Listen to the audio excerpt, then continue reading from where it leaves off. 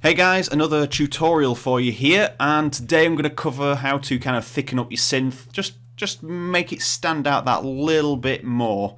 So this is what we're working with.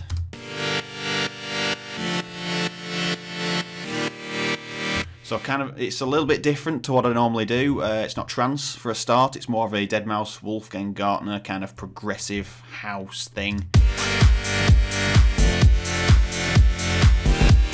So it's in its very early infantile state. So what we'll do is we'll just have this bit with the side change to control the volume, and we'll just bypass these three, and I'll walk you through the rest. So to start with, that's kind of my don't be afraid to boost areas. What I wanted to get was kind of the frequencies that I want to really cut through the mix, give it a nice harsh lead sound. So if we just play it and we'll bypass it.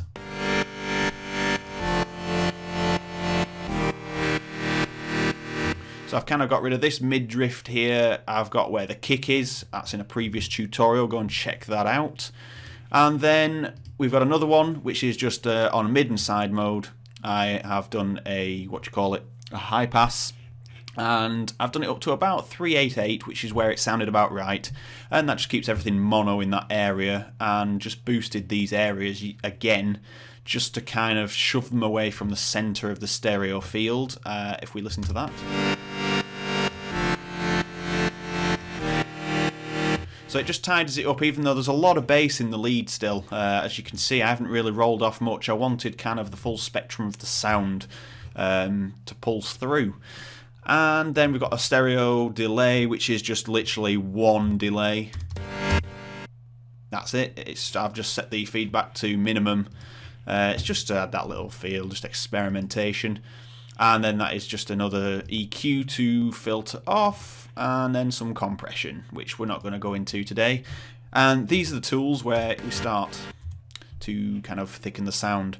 So first of all, we want the stereo, just a stereo tool. I use the Flux stereo tool, which is pretty damn good for free. This is as it comes, and all I've done is just widened it a little bit, just a little bit, because it's not really affecting it, because it's kind of already mono from where I've put it. If we just bypass it,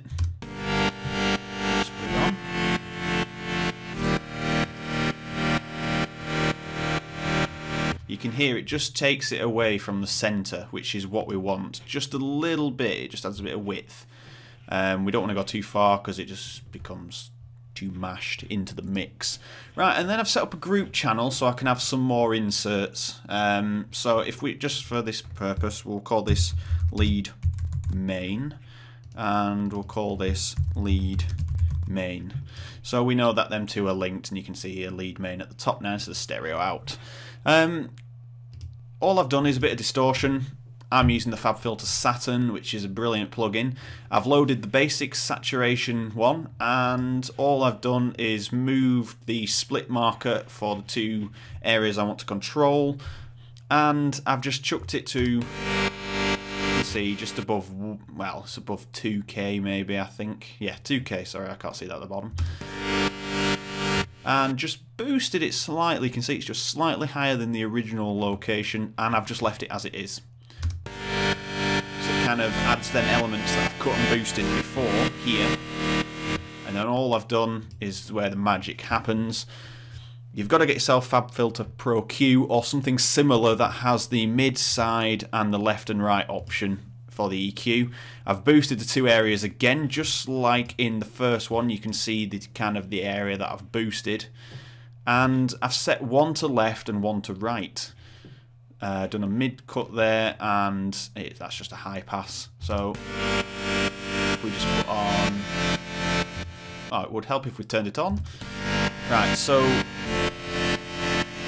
hear the difference.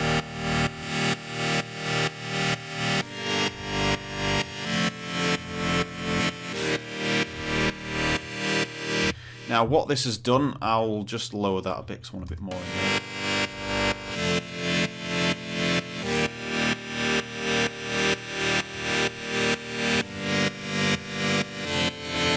What I've done there is if I just select these two, you'll hear when I play what it's doing.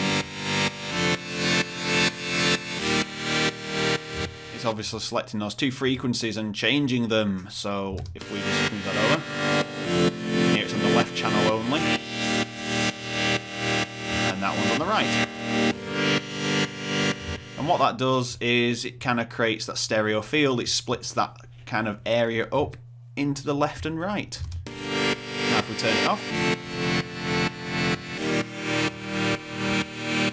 and it pulls it away from the center of the mix where kind of all the bass and the kick and everything else is happening, and kind of pulls it out, stretches it, and just fills the mix a little bit better. So if we listen to now this, and we just bypass these two,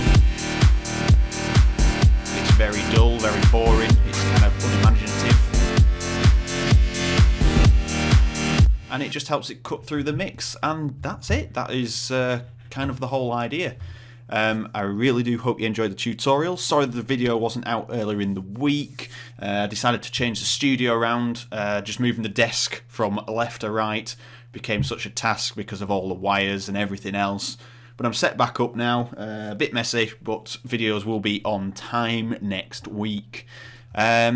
I'm not going to post just one a week. I'm going to post them when I feel like. So it's going to be a minimum of one a week.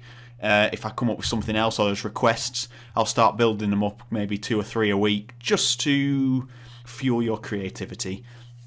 Thank you for watching. Follow me on Twitter and SoundCloud for other things. Oh, and a quick news flash. I've got my track Epic in the Sun under my Trance alias Marco Ross. It will be out on the 18th of April on all download stores, including iTunes. So go and get your copy if you like it. Have a look on SoundCloud, you'll be able to hear the preview. Thanks, guys.